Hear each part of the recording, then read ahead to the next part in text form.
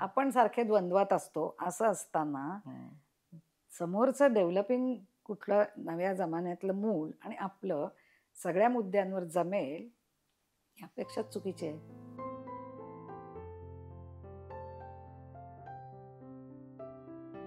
रूमचं दार लावून बघत बसतो, काय बघतोय याच्यावरती नाही नजर ठेवावी म्हटलं तर तुम्ही स्पाईंग करताय, न ठेवावं म्हटलं तर आई वडिलांना झोपा लागत नाही काय करतोय म्हणून.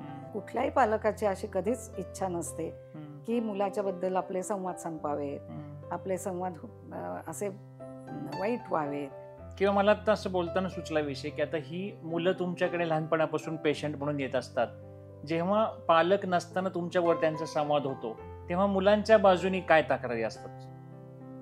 आपल्या चेहऱ्यावरती कायम जर डिसअप्रुव्हल दिसत राहिलं प्रत्येक गोष्टीवर, उठल्यापासून तू अंथरुणच नीट नाही आवरलंच नाही, किती पसारा केला, आंघोळ केलीस का, कसे केस केले, काय ते कपडे पडलेत तिथे धुवायला टाकले, एक ना दोन सारखं डिसअप्रुव्हल. एक तर स्वतःला स्वतः पसंत नाही, आपला आविष्कार आपल्याला पसंत नाही, आपण कसं दिसतोय पसंत नाही, आपण कसं वागायचं ठरलेलं नाही. एका बाजूला उंची वाढते त्याच्यामुळे येणारी झोप जास्त आहे, खायला भूक लागते पण पुष्कळ आपले नखरे असतात ते मध्ये येतात त्यामुळे त्याच्यावरती बोलणी खायला लागतात, आणि अभ्यासातली घसरण. त्यामुळे ह्या सगळ्याचा परिणाम म्हणून नाती विस्कटायला सुरुवात होते. याची सुद्धा मानसिक आधी जर तयारी केलेली असेल, आपले दिवस आठवले असतील, दरी तर आता चांगलीच मोठी आहे, ती काय फट राहिलेली नाहीये, भरपूर मोठी जनरेशन गॅप नाही, मोठी दरी अशी आहे. ती मुलीची आई असं म्हणली की जसं काही ती शत्रू माझी आहे असं ती माझ्याशी वागते. तर ह्या लेवलला जेव्हा जातं पालकांपर्यंत तर पालकांना याचा बराच त्रास होतो मानसिक. मैत्री जुळायला काय काय गोष्टी लागतात त्या अजून होत आहेत, एक्सपेरिमेंटेशन आहे. हा सगळाच मुळी स्वतःच्या बद्दल शोध घेण्याचाही काळ आहे. म्हणजे कोहम, मी कोण. तर ती म्हणाली की तुम्ही सुटून गेलात, तुमच्या वेळेचं पालकत्व 10 वर्षापूर्वी सोपं होतं, आता आमच्यासाठी हे खूप मोठं चॅलेंज आहे. तर तो प्रश्न मला विचार करावा त्यावर खरंच नंतर वाटला. तर आता ह्या झपाट्याने बदलणाऱ्या काळानुसार हे आणखी चॅलेंज अवघड होत चालले असेल. हे नॅचरल आहे ना, म्हणजे होणार ते. ह्याची आपण पालक म्हणून तयारी ठेवली पाहिजे. हे आपल्या सगळं हातात नाहीये, सांगू शकतो आपण, पण ते पोरं पण म्हणतात ना प्यार हो जाता है. अरे हो जाता है तर मला त्याचे कॉन्सिक्वेन्सेस आहेत बाबा. तू किती छान हसतेस, तू हसलीस की माझा दिवस छान जातो, हे आपण लहानपणी म्हटलंय, ते पुढे कंटिन्यू करायला काय त्रास आहे. मला नेहमीच वाटतं की मुलांच्या मधले गुणच दिसावेत आणि ते फुलवत राहावं कायम, ते बाकीच्या गोष्टी आपोआप गळून पडतात असं वाटतं मला.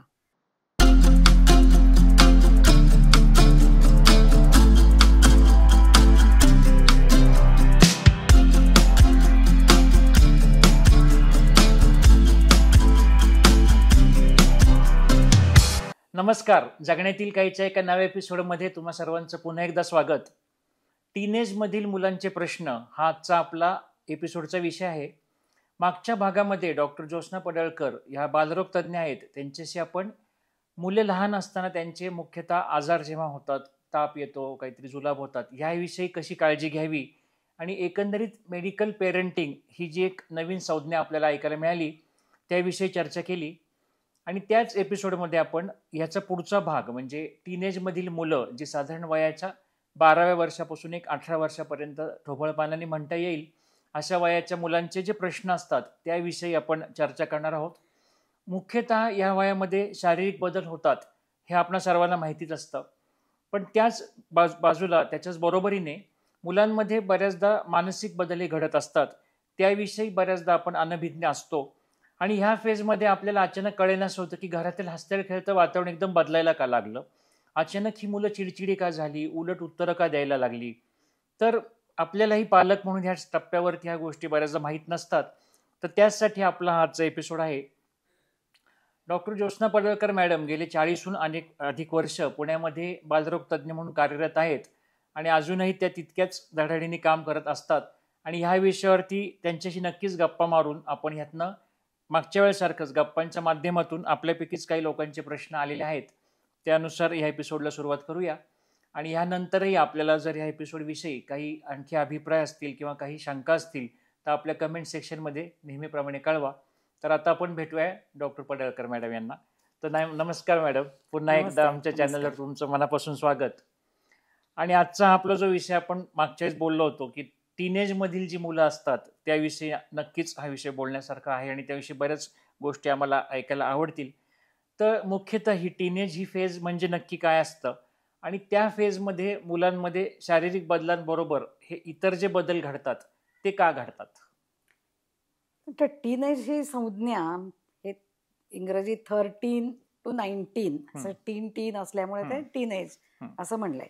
पण म्हणजे त्यांना म्हणायचा अभिप्रेत अर्थ असा आहे की वयात येतानाचा, म्हणजे सुरुवातीपासून ते पूर्ण ॲडल्ट होण्यापर्यंतचा काळ हा वाढीचा आणि विकासाचा आणि लहानाचं मोठं होण्याचा काळ. तर मोठं होण्याचा म्हणजे काय, तर जे मूल पूर्ण डिपेंडंट अवस्थेत जन्माला आलं ते वाढलं, आकाराने वाढलं, सगळं झालं. परंतु आता निसर्ग त्यांना आणखी पुढे जाऊन प्रजनन करण्यासाठी दुसऱ्या कसल्या कोणाच्या तरी म्हणजे दुसऱ्या जीवाची काळजी घेण्या इतकं सक्षम होण्याचा काळ, नुसतंच जन्म देण्याचा काळ नव्हे तर त्याचा सांभाळ करण्याची सुद्धा कुवत निर्माण होण्याचा काळ म्हणजे आपण म्हणूया की हा वाढीचा आणि विकासाचा खरा म्हणजे टप्पा मोठा जो टीनेजमध्ये धरला गेलाय. आणि आपण अजून म्हणतो की 18 वर्षाचा झाला की सज्ञान झाला वगैरे. पण म्हणजे आता हे वय तितकंच कंपार्टमेंटमध्ये आहे का, तर नाही. हे थोडंसं अलीकडे पण आलंय की मुलं आता लवकर वयात येतात. कारण मीमांसा वेगळी राहू दे, पण आता म्हणजे मी जेव्हा शिकत होते तेव्हा असं असायचं की 18 वर्षापर्यंत पाळी आली नाही मुलीला तर कारण शोधायला घ्या. साधारण 16-1 वर्षाचं 15-16 असं वय होतं. त्याच्यानंतरच्या पिढीमध्ये ते अलीकडे येऊन 13-14 अशा यायला लागलं. मग आता तर ते 11 हे साधारण वय मुली वयात येण्याचं आलंय. काही तर म्हणजे 10, कोणी 12 असं होतं, पण ॲव्हरेज 11 असं आहे.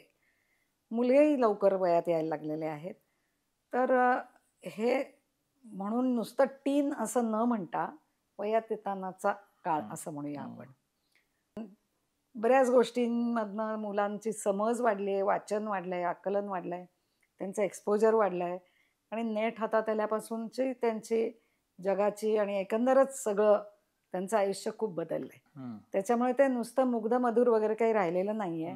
त्यांची चॅलेंजेसही वाढली, नुसतं नॉलेज नाही वाढत ते, त्याच्याबरोबर त्याचे धोके येतात, त्याच्याबरोबर अँझायटी येते नाईलाजाने.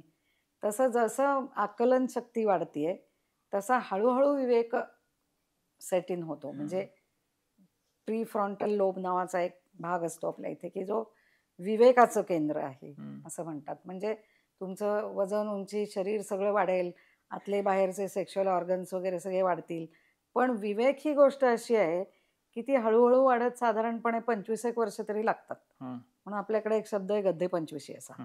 तर तितका वेळ लागतो. मुली लवकर मॅच्युअर होतात, मुलांना जरा उशीर लागतो. पण हे सगळा जीवनानुभव घेत घेत घेत टप्पे खात साधारणपणे आपण म्हणतो की वेडं धाडस करण्याचं वगैरे चुका करण्याचं वय हे साधारणपणे 25च्या आत असतं आणि 25 नंतर जरा स्थिर स्थावर होतात असं म्हणायला हरकत नाही. तर त्या दृष्टीने आपल्या शरीरामध्ये जे हॉर्मोनल इम्बॅलन्स होत असतो मुलींच्या बाबतीत तर खूपच असतो तो, कारण तो पाळीनुसार इस्ट्रोजन, प्रोजेस्ट्रॉन वगैरे अशा अनेक गोष्टी वर खाली होत असतात. दर पाळीला त्याच्यामध्ये मुलीला वेगळं अनुभव येतो. मुलांच्या ह्याच्यात इतके चढ उतार नसतात, पण जसं का टेस्टोस्टेरॉन सेट इन होतं तेव्हा त्यांचा सगळा नूर बदलतो आणि नुसती शारीरिक क्षमता वाढते असं नाही, मनात पण असा एक सुपिरियॉरिटीचा भाव यायला लागतो. असे फीचरच म्हणायला गेलं तर अर्ली ॲडोलसंट, मिड आणि लेट असे जर भाग केले 3-3, 2.5-3 वर्षाचे, तर सुरुवातीचा कन्फ्युजनचा आणि अँझायटीचा भाग असतो. काय घडतंय कळत नसतं, शरीरात बदल होत असतात, हॉर्मोन तर सेट इन झालेले असतात, आपण कसे दिसतोय आपल्यालाच आवडत नसतं, आणखीन इकडे तिकडे लक्ष जायला लागायला लागलेलं असतं. जी मुलगी कधी मी बघितली पण नव्हती, एक काळ असतो मुली म्हणजे असं, पण मग आता तिकडे बघावं असं वाटायला लागलेलं वगैरे, असं उलटं सुलटं सगळं चाललेलं असतं. अर्थात तेव्हा अभ्यासात घसरण होते. फोकस बदलल्यानंतर त्या 2 गोष्टींना तेवढाच वेळात कसं बसवणार, तेव्हाच घसरण होते. मग घसरण झाली की घरामध्ये बोलणी खाणं आलंच की. त्यामुळे एक तर स्वतःला स्वतः पसंत नाही, आपला आविष्कार आपल्याला पसंत नाही, आपण कसं दिसतोय पसंत नाही, आपण कसं वागायचं ठरलेलं नाही.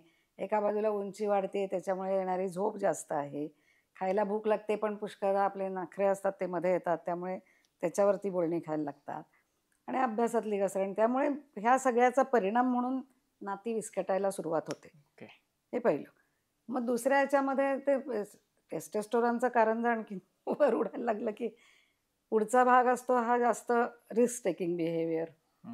आपला अंदाज येत नाही पण दुनिया मेरी मोठी मे सगळी. त्याच्यामुळे मग अर्थात हे खूप आपण काहीतरी हे करून बघ, वाहन चालवून बघ, काहीतरी नेटवरती जाऊन इकडं तिकडं बघून ये, काहीतरी करून ये, हे वापरून बघ, ते करून बघ, प्रेमात पडून, या अशा काही गोष्टी रिस्क टेकिंग बिहेवियरमध्ये. काहीतरी सिगरेट ओढून बघ, दारू पिऊन बघ, काहीतरी त्यातनं व्यसनाधीनं तर कुणाला तरी लागू शकते, पण हा मुळात आधी हे हात पळवून घ्यायला आधी हात लावायला जातात तिथे. त्याच्यामुळे पुष्कळ सगळ्या गोष्टी घडायला लागतात. असतील चांगले संबंध घरामध्ये, समजून घेणारे पालक असतील, वेळीत झेलणारे असतील, तर फार पिडझड न होता हे पुढं जातं. मग मुलांनाही कळायला लागतं की आहे आपण चुकलंच की हे असं नको होतं करायला.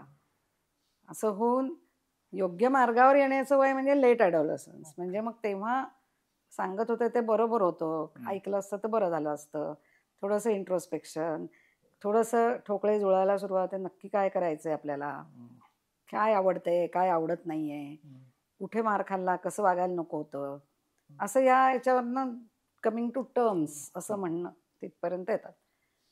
ह्या सगळ्या प्रवासामध्ये आईवडीलही नव्यानेच पहिल्यांदा जात असतात ना, तेही नवखेच आहेत, मुलाचं वय तेवढं त्यांचं वय पालक म्हणून, त्यामुळे व्हायचे ते गोंधळ होतात. ह्याची सुद्धा मानसिक आधी जर तयारी केलेली असेल, आपले दिवस आठवले असतील, दरी तर आता चांगलीच मोठी आहे, ती काय फट राहिलेली नाहीये, भरपूर मोठी जनरेशन गॅप नाही, मोठी दरी अशी आहे. आणि नेट आल्यानंतर तो एक तिसरा पालक झालेला आहे. त्याच्यातनं आत काय जातं, डोक्यात काय शिरतं, हृदयाला काय पोचतं, काय दुखतं, हे काही कळत नाही. अदृश्य दुनिया आहे आणि त्यांनी टेक ओव्हर केलेलं असतं. म्हणजे आत्तापर्यंत कसं आई वडील हे देव आहेत, ते म्हणतील ते. पण आता हा पियर ग्रुप आणि ह्यांचा परिणाम जास्त होतो. म्हणजे किती जरी कोणी सांगितलं तरी मित्रमंडळ काय करतं, ते काय सांगतात, त्यातला कोण इन्फ्लुएन्सर असतो तो काय करतो, त्याच्याप्रमाणे जायला बघतो. कारण यांना कळपात राहायचं असतं, एकटं तर राहायचं नसतं. अजून आपल्या आवडीनिवडी कळलेल्या नाहीत, पण काहीतरी आवडतंच असं नाही. मग ते फिट इन होण्यासाठी काही प्रयत्न केले जातात. मग काही मैत्र्या जुळतात, काही तुटतात. मुलींच्या बाबतीत तर असंच असतं, म्हणजे सगळ्यांच्याच बाबतीत असं, मुलगा काय मुलगी, की 14 वर्षाची मुलगी जी वयात आलेली आहे आणि जी नाही, किंवा आत्तापर्यंत ती आली नाही म्हणून तिची काळजी वेगळी आहे, हिचे आलेले प्रश्न वेगळे आहेत, त्या मैत्रिणी कशा राहतील टिकून. तोपर्यंत ही पुढे गेली, प्रेमात पण पडली ना, हिचा कसाच काही पत्ता नाही, ती तिला म्हणणार तू लिंबू टिंबू आहे. तर अशा तऱ्हेने ते डिस्कॉर्ड जो असतो तो सेट इन झाल्यावर मैत्रीत परिणाम होतो. मग ही पहिली जी चांगली जीवश्च कंठस्थ मैत्रीण होती, ती आता माझी मैत्रीण उरली नाही, तिच्या मैत्रिणी वेगळ्या झाल्या, हे दुःख आहे. ते कोण समजून घेणार. आणि त्यातनं गेल्याशिवाय आणि अनुभव घेतल्याशिवाय पुढे कसं जाणार. दुसऱ्या मैत्रिणी होतील किंवा असतं आयुष्य पुढे, आता हे संपलं असं नाही, किंवा त्या काय बोलतात आणि ते जे काय करतात ते मला आवडत नाही, मला खरं म्हणजे आवडत नाही, पण तोडवतही नाही आहे. त्या असं जे डायलेमा असतो तो काय पालकांशी येऊन बोलता येत नाही. चुकून बोलले तर ज्यांना जमलंय ते आई वडील समजून घेतील, काहीतरी करतील, पण आई वडील पण नाहीतरी नाहीच आहे ती चांगली असं म्हणलं तर आणखीनच पंचायत. म्हणजे मी करू काय, तिचं वागणं चांगलं नाही, तू तिच्यापासून दूर राहा असं म्हणलं तर मी कुठे जाऊ, असा एक ऑर्फन फील यायला लागतो त्यांना. तो प्रश्न सुटलेला नाही आहे. मैत्रीसाठी आवश्यक त्या गोष्टी अजून, मैत्री जुळायला काय काय गोष्टी लागतात त्या अजून होत आहेत. एक्सपेरिमेंटेशन आहे. हा सगळाच मुळी स्वतःच्या बद्दल शोध घेण्याचाही काळ आहे. म्हणजे कोहम, मी कोण, माझा नक्की घराशी कुटुंबाशी समाजाशी, सृष्टीशी काय संबंध माझा, याचा सगळ्याचा शोध घेणं चालू आहे आपल्या आपल्या वकुबानुसार.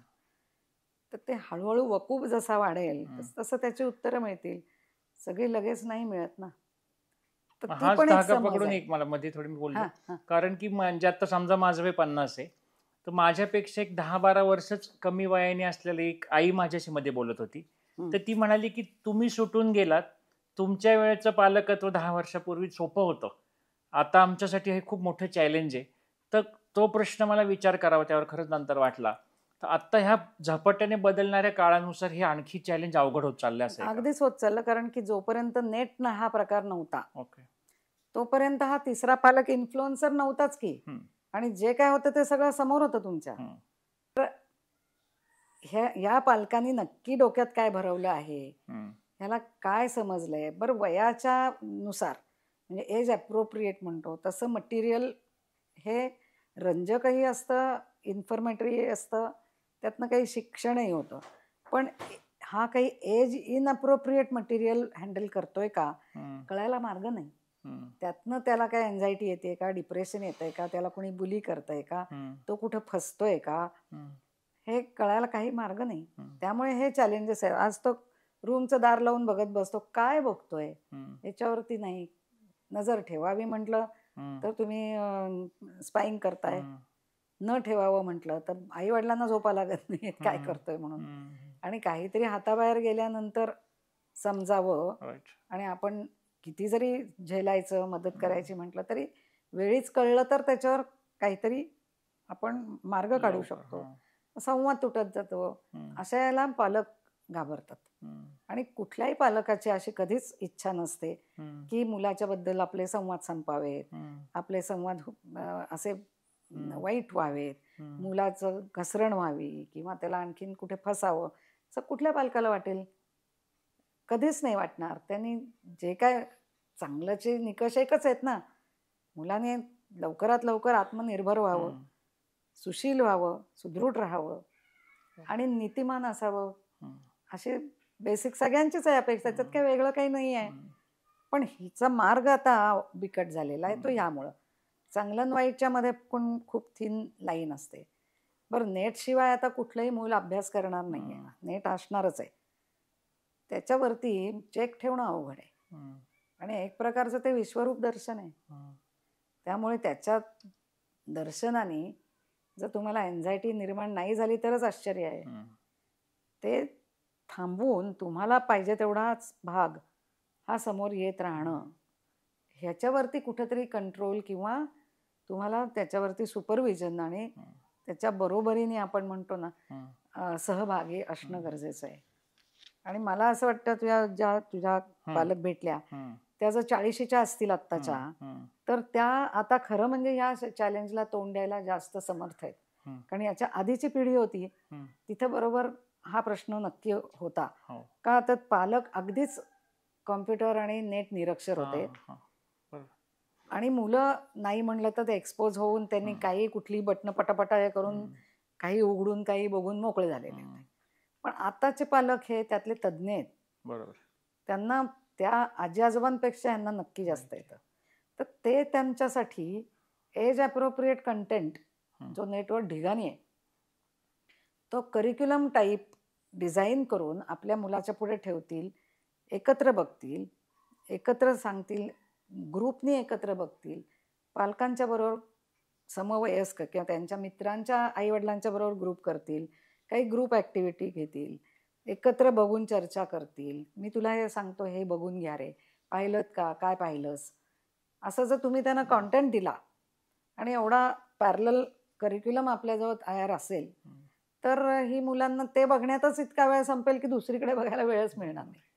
असं एक आयडियल एक उत्तर मला सुचतं. याच्यावर जरूर नवीन पालकांनी विचार करावा. आणि यांच्याकडनं जास्त अपेक्षा आहेत आता. मागच्या जनरेशनच्या पालकांपेक्षा हे सक्षम आहेत जास्त आणि ते नक्की करू शकतील हे. किंवा मला आता असं बोलताना सुचला विषय की आता ही मुलं तुमच्याकडे लहानपणापासून पेशंट म्हणून येत असतात. जेव्हा पालक नसताना तुमच्यावर त्यांचा संवाद होतो तेव्हा मुलांच्या बाजूनी काय तक्रारी असतात? पुष्कळ असतात. म्हणजे जेव्हा आई वडील आमच्याकडे येतात काही तक्रारी घेऊन, हम्म. ते म्हणतात तुम्ही त्याच्याशी बोला, आम्ही त्याला सांगतो तुम्हाला भेटायला. हम्म. मी असं सांगून थोडी येणार असतात ते. हम्म. त्याला प्रश्न पडले हम्म. तर आम्ही आहोत. हम्म. मग आता तुम्ही घरी जाऊन आधी मुळात सांगून आलायत का आमच्याकडे येत आहेत आणि त्याच्याबद्दल विचारायला आलायत? हे हम्म. पुष्कळदा सांगूनच आलेले नसतात. हम्म. मग सांगून आले असतील जर, तर आता घरी गेल्यावर काय सांगाल तुम्ही त्याला? हम्म. आधी सांगाल का? हम्म. हा संवाद तरी पाहिजे ना आधी, की आम्ही डॉक्टरांच्याकडे जाऊन आलो, तुझ्याबद्दल आम्हाला फलाणी काळजी वाटते, तर ती आमची योग्य रास्त आहे का, आम्ही त्यात काय करू विचारायला गेलो आम्ही, हे तुम्ही त्याला सांगाल का? हम्म. ते बघितल्यानंतर आधी त्यांना भानावर येतात, खरंच हे आपण सांगायला पाहिजे होतं बरं का वगैरे. मग समजा म्हणले, तर जेव्हा सारखं तुझं काहीतरी चुकतंय असं म्हणत राहिलो, तर कुठलंही टीनेजर पोर हे पटकन त्याला राजी होणार नाहीये. हम्म. त्या उलट आम्ही कुठं कमी पडतोय हे विचारायला गेलो होतो, हे उत्तर जास्त मुलाला पटेल असं, आवडेल असं आहे. त्याच्या पुढे तुम्ही जर म्हणलं की तुझ्या पण आमच्याबद्दल काही तक्रारी असतील ना, आणि काही हवं असेल, काय चुकत असेल तर आम्हाला सांग, किंवा तू त्यांना सांग, ते तुला त्याच्यातनं काही मार्ग सुचवतील. एवढा करून तुम्ही तो एपिसोड क्लोज करू शकता. म्हणजे पुन्हा इथेही आमचं मार्केटिंगच आहे हम्म. की आम्हाला त्याचा उपयोग झाला आजच्या मीटिंगमध्ये. आमच्याही खूप चुका आमच्या पदरात पडलेल्या आहेत. आम्ही आता त्याच्यामध्ये प्रयत्न करतो आणि तुला दिसेल आमच्यात सुधारणा. तुलाही काही असतील तर दाखव, असं म्हणायला हे इंट्रोडक्टरी म्हणतो ना, तसं झालं तर मुलाला किमान हे वाटतं की हां, ह्यांच्या शिवाय आणखी कोणीतरी पुन्हा माझ्यासाठी आहे. आणि ते माझ्या आईवडिलांनाही विश्वासार्ह आहेत, मलाही त्यांनी प्रमोटेड आहे असं. त्यामुळे थोडासा संवाद व्हायला मदत होईल. तर हे संवाद काही एका दिवसात तुटलेले नसतात, ते बरेच आधीपासनं त्यांचं डिसअप्रुव्हल जे दिसत राहिलेलं असतं ना सारखं, ते आता त्यांच्या आड येतं. कारण की इथे मूल स्वतंत्र अस्तित्व घेऊन आता तो वेगळा होण्याच्या काठावर आहे. तिथे तो नाहीच तुमचं ऐकणार आहे. दोन व्यक्ती आपला आपल्याशी नाही ना जमत. तुम्ही बघितलं जा, आपण सारखे द्वंद्वात असतो. असं असताना समोरचं डेव्हलपिंग कुठलं नव्या जमान्यातलं मूल आणि आपलं सगळ्या मुद्द्यांवर जमेल यापेक्षा चुकीचे आहे. पण तरी देखील मध्य काढायचं आहे आपल्याला. तुझ्यातलं काही चांगलं आहे, माझ्यातलंही काही चांगलं आहे, दोघांच्यातलं वाईट आहे ते बाजूला ठेवूया आणि सुखाने गुण्यागोविंदाने कसं आपल्याला एकमेकांसाठी पूरक राहता येईल हे बघूया, किंवा काही चांगलं दिसलं असेल तर ते पुढे प्रॉपगेट करूया. हे शिक्षण देण्याची आपली आता इच्छा आहे ना. तर ह्याच्यात जे अडथळे येतील, काही खाचखळगे असतील, काही ते दाखवणं, त्याच्याबद्दलचा धोका सांगणं, त्याच्यातनं त्याला आम्ही आहोत हा आधार देणं आणि वेळ आली तर सांभाळून घेणं, या काय गोष्टी करायच्या आहेत त्याच्यासाठीची मानसिक तयारी करायला पाहिजे असं आम्हाला वाटतं. म्हणून अख्ख्या घराचंच ते जबाबदारी आहे, आजी आजोबांची आहे, आईवडिलांचीही आहे, की ही आता वादळ असणार आहे हे, पण ह्याच्यासाठी आपली तयारी पाहिजे. आणि हे पुन्हा ठिकाणावर यायच तोपर्यंत दम धरायची तयारी पाहिजे.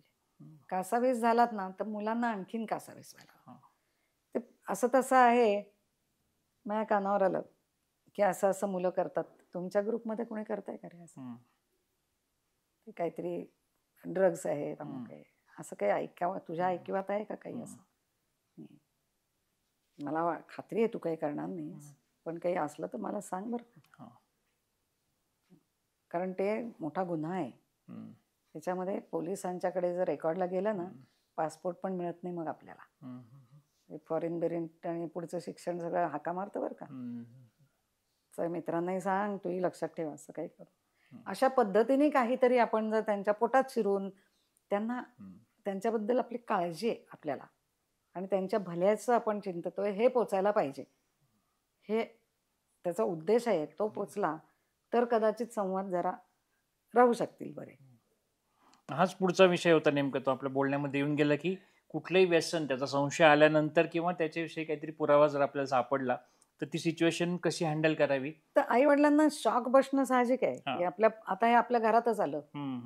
जे आपल्याला वाटलं होतं, ज्याची आपण कल्पना दिली होती आणि मला ज्याची शंका होती खात्री झाली. म्हणजे आता झालंच म्हणजे धक्काच बसणार ना पालकांना आणि वाईटही वाटणार, दुःखही होणार, आपण कुठं चुकलो हेही वाटणार. हे सगळं साहजिक आहे. म्हणजे याच्यामध्ये असं काही गैर काहीच नाही किंवा चूक काहीच नाही याच्यामध्ये. पण आता मार्ग तर काढायला पाहिजे ना. मग संवाद आवश्यक आहे. मग पहिला आधी सहानुभूती, मग धोका सांगितला होता, आता आलाय हा प्रश्न, तर आता त्यातून निघायसाठीचे मार्ग. तुला काय वाटतं? त्यालाच विचारायला पाहिजे आपण. तुला काय वाटतं, हे बरोबर चाललंय का? किंवा ते कुठपर्यंत आलंय? तुला त्यातनं बाहेर पडायचंय का? काय प्रश्न आहेत? कशामुळे चाललंय हे असं असं वाटतंय? असं जर त्यांना प्रश्न विचारले तर त्यांना कळायला लागेल की आपले काय प्रश्न आहेत. का तर त्यांनी हा विचारच केलेला नसतोय. बरोबर. की माझा काय प्रश्न आहे नक्की.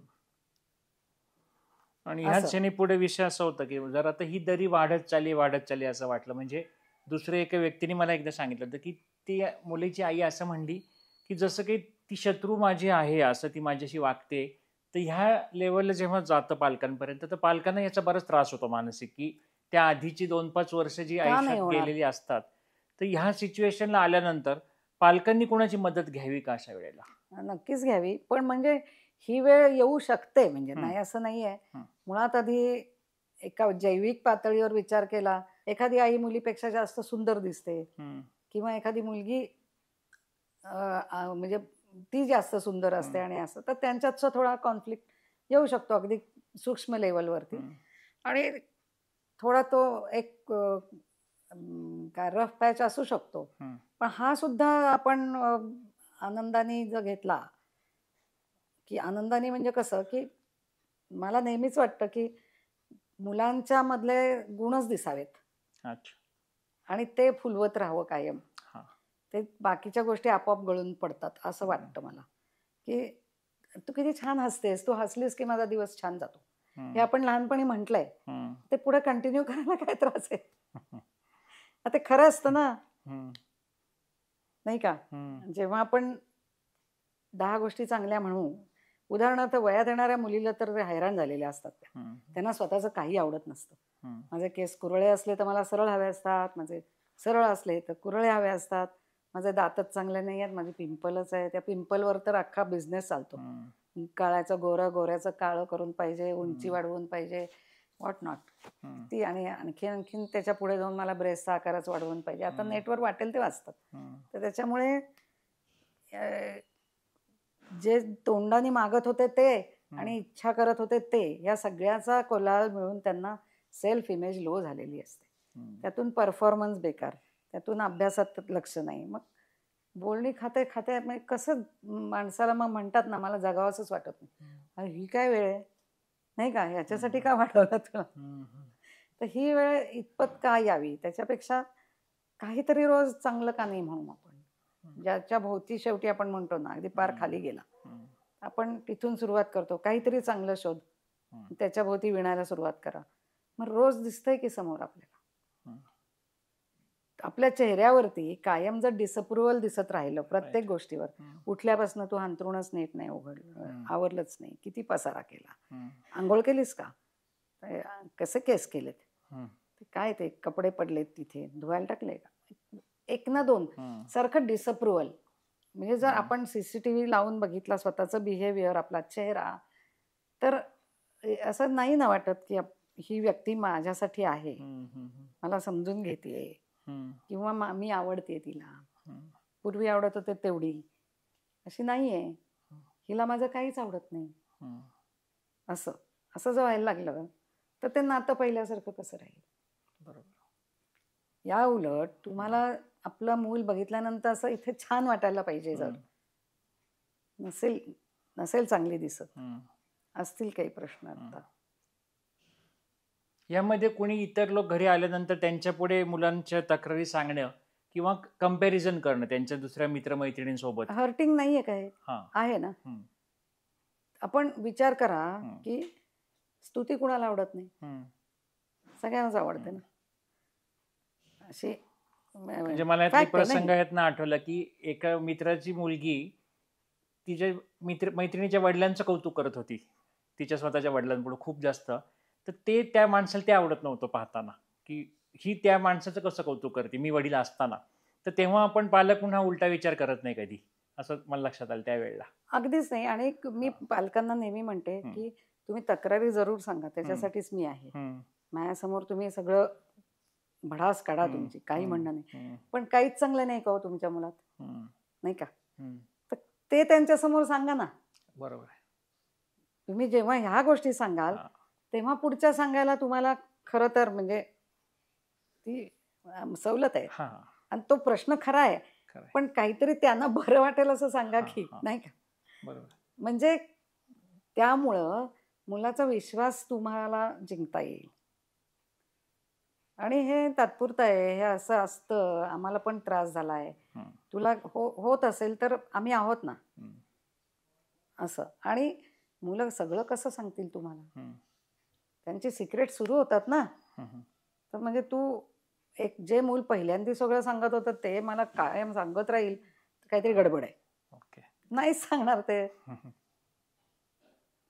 पण आपण ते समजून घ्यायला पाहिजे.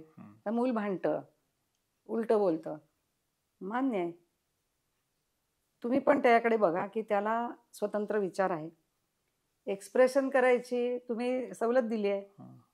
मग तुम्ही ते जर लाईटली घेतलं, किती छान भांडतोस, मुद्दा सोडून भांडू नको, फक्त माझ्याशी मुद्द्याने भांडूया आपण, असं म्हणून जर क्लोजर करता आलं तर तुमचं नातं भक्कम व्हायला. आणि कितीही भांडा, मग मस्त भांडतोस म्हणायचं, मुद्दा सोडायचा नाही, फक्त आपला मुद्दा बरोबर आहे ना बघ आणि मग भांड, असं. तर प्रश्न येणार आहेत हे अँटिसिपेट. मागच्या वेळेला मी जसं म्हणलं मुलं आजारी पडणार आहेत, ह्याचं अँटिसिपेशन पाहिजे, त्याची थोडी तयारी पाहिजे सर्वच दृष्टीने. तसं मूल वयात येत आहे तर त्याच्या दृष्टीने आपली तयारी पाहिजे की. मान्यच आहे की आम्ही पण नवीनच आहोत वगैरे, बरोबर आहे, पण मोठं कोण आहे? जे मोठे त्याची जबाबदारी जास्त येते ना. त्यामुळं थोडं अँटिसिपेशन, थोडं इकडे तिकडे वाचणं, स्वतःच्या भावनांवरती कंट्रोल करताना दिसणं, समजा नाही जमलं तर सॉरी म्हणता येणं, त्याच्यानंतर सावरून घेता येणं, तुला दुखतंय, आपलं भांडण झालं, पुन्हा मिळवता येणं, ह्याच्यातनं मूल खूप शिकतं. आणि वेड्यासारखं वागून किंवा आउट ऑफ द काय म्हणू आपण, जे काय आपले संकेत ठरलेत की हे नियम नाही मोडायचे, उदाहरणार्थ असे काही, तर ते केल्यानंतर चुका झालेल्या आहेत, निदर्शनाला आणून दिलेलं आहे, हे चालत नाही, हे फर्मली आपल्याला सांगताही यायला पाहिजे. सारखे आपण पालक म्हणून पोटातच घाला असं नाहीये, तुम्हाला फर्मली सांगता आलं पाहिजे की हे आपण पूर्वी बोललो होतो, ते असं असं आपलं झालंय, आता ते ऐकलेलं नाहीयेस तू, तेव्हा काही प्रिव्हिलेजेस बंद करणं एवढं तर करता आलं पाहिजे. तरी सुद्धा आपण शरण आल्यासारखे वागून नाही चालत, कारण मुलं शेवटी एक उपमा देतात की खुंटा हलवून बळकट करतात. तुम्ही किती हलताय बघतात ते. तुम्ही हलताय म्हणजे तिथे काहीतरी बार्गेनिंगला जागा आहे, हे कधीतरी मऊ पडतायत, मग तिथं घसरायला सुरुवात होईल. पण तुम्ही भक्कम जर राहिलात की चूक आहे आणि याच्यात नाही, हे नाही चालणार, तर मग त्यांना मर्यादा कळतात. तर ह्या मर्यादा कळवून देण्यासाठी थोडं कठोरही व्हायला लागतं. हे इतकं काय म्हणते इतकं सगळं सोपं नसतं. पुष्कळ अश्रुपात होतात, भांडणं होतात, रुसवे फुगवे होतात, पॅचेस असतात की ज्याच्यामध्ये आमचा नव्हते चांगले संबंध म्हणतात. पण एवढं करून जेव्हा नातं पुढं जातं आणि जर तुम्हाला असं दिसून आलं की मूल पुढे जाऊन म्हणलं नाही बावळटच होतं, मी मूर्ख, इतका त्रास दिलाय आई वडिलांना, पण त्यांनी खूप मला पोटात घातलं तेव्हा, तर जिंकलं म्हणायचं.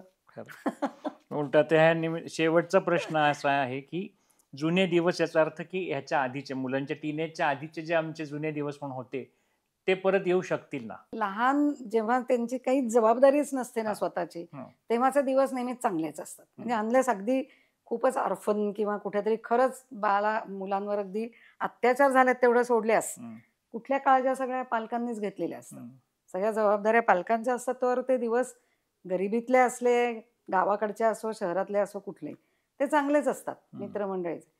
पण मोठेपणी जेव्हा आपण जबाबदाऱ्या घ्यायला लागतो तेव्हा तिथे कमी जास्त होऊ शकतं. मग तेव्हा स्लीपलेस नाईट्स होऊ शकतात, मग अंगावर येते परीक्षा, नापास भीती असते, प्रेमात पडलं मिळेल की नाही समोरचा प्रतिसाद, अनेक अशा गोष्टी आहेत की ज्या सांगता येत नाहीत लगेच. काय सांगणार तुला, मला कुठं माहिती होतं ती मैत्रीण आहे का प्रेम करते का काय, मी काय पहिल्यापासून सांगू का तुला, असं हे पण असतं ना. म्हणजे अजून माझं मलाच माहित नाहीये, मग त्याचा त्रास काय कमी असतो का, कमी लोकांनी घेतलाय की अनुभव, तुका नाही आधी सांगितलं असं नाही म्हणतायत. तर अशी गुपितं पण असतात, तर त्याच्याबरोबरचा त्रास आहे. आणि काही काही जणांचं कसं असतं की ही फॉर्मेटिव्ह इयर्स जेव्हा डिसाइडिंग इयर्स आहेत की 12वी, तर 12वी ते मूल प्रेमातच पडलं त्याचे करिअरचं जरा खाली उतरणार आहे आणि कॉम्पिटेटिव्ह असेल तिथे त्याचा प्रश्न येणारच आहेत. बरोबर. हे नॅचरल आहे ना, म्हणजे होणार ते. ह्याची आपण पालक म्हणून तयारी ठेवली पाहिजे. हे आपल्या सगळं हातात नाहीये, सांगू शकतो आपण, पण ते पोरं पण म्हणतात ना प्यार हो जाता है, अरे हो जाता है तर मग त्याचे कॉन्सिक्वेन्सेस आहेत बाबा. म्हणजे हे ते आपल्याला शिकवायचं की ॲक्शन्स ज्या काय घ्याल ना त्याचे परिणाम असतात. तर कॉन्सिक्वेन्सेस जर डिस्कस केले तर कदाचित त्यांना थोडंसं काय म्हणू आपण विचार करायला येईल. आणि जसा जसा प्री फ्रंटल लोब डेव्हलप होईल, विवेक येईल, तसं त्यांच्या वागण्यात थोडी मॅच्युरिटी येईल. मुख्य म्हणजे एक स्वतंत्र अस्तित्व आपलं आहे, तर आपल्याला स्वतंत्र जगता पण आलं पाहिजे. तर तेवढं आपण, पुन्हा शब्द तो आत्मनिर्भर येतो, तुला तुझं सगळं बघता आलं पाहिजे तर तू मोठा झाला, नाही तर कसला मोठा झाला. केवळ तू 18 वर्षाचा झाला असेल, लायसन्स झाला म्हणून तू कशी गाडी चालवायचं असं नाही. तू अजून नाही योग्य त्याच्या झालेला, तुझं अजून इम्पल्सिव्ह बिहेवियर नाही गेलेलं, तुला रागावरचं नियंत्रण येत नाहीये, कुठेतरी कोणीतरी तुला शिवी दिली, कुणीतरी काहीतरी केलं, चुकीचं वागलं, भांडलास, मारामारी झाली, तर कसं काय. हे आपल्याला घरी बसून मुलाबरोबर बोलता आलं पाहिजे की का मी असं करतोय, का तुला आत्ता वाहन देत नाहीये. तर हे अशी दुनिया अशी आहे. तर आज आपण टीनेज या विषयावरती बरेच लोकांचे मनात प्रश्न होते, त्या अनेक प्रश्नांची उत्तरं दिली आणि दोन्ही बाजूने ह्याच्यावर आपण चर्चा केली. हा जास्त महत्त्वाचा विषय होता. आणि फ्रीडम कम्स विथ रिस्पॉन्सिबिलिटी, आपण जे हे नेहमी वाक्य म्हणतो तसंच हे टीनेजचं वय असतं. दोन्ही बाजूंनी एकमेकांना समजून घेणं, आणि आपण पालक म्हणून आपण जर वयाने मोठे आहोत, आपल्याकडे अनुभव जगाचे जास्त असतील, जे आपण छातीठोकपणे इतर वेळी सांगतो, तर ह्याच आपल्या ज्ञानाचा आणि अनुभवाचा उपयोग आपण घरात ही पडत चाललेली दरी पूर्ववत आणण्यासाठी प्रयत्न करावेत. आणि नक्कीच या एपिसोडमधनं आपल्या प्रश्नांची उत्तर मिळाली असतील. या उपरही आपल्या काही शंका असतील, काही प्रश्न असतील, तर आपल्या कमेंट सेक्शनमध्ये अशी नक्की कळवा. हा एपिसोड आपल्याला कसा वाटला तेही आवर्जून कळवा, आणि आवडला असेल तर नक्कीच हा शेअर करा, आणि चॅनल अजून सबस्क्राईब केलं नसेल तर नक्की सबस्क्राईब करा. पुन्हा एकदा आपण पुढच्या एका नवीन भागामध्ये आणखी एका नवीन गेस्ट बरोबर भेटूया, अशाच एका नवीन चर्चेमध्ये. तर मॅडम, आज तुम्ही इथे आलात आणि आमच्या जगण्यातील काही मध्ये आपण हे 2 छान एपिसोड एकामागे केले, तर आमच्या सर्व टीमतर्फे तुमचे मनपूर्वक धन्यवाद. धन्यवाद. एकतर माझी ही ठाम समजूत होती की वेदना ही शरीराला होते आणि दुःख हे मनाला होतं, आणि ते मनाचं दुःख कधी कधी आपण आवर घालून त्याला छान ठेवू शकतो. तर मग एक जर सिच्युएशन अशी आयुष्यात येते आहे की ज्याच्यात आपल्याला काही गोष्टी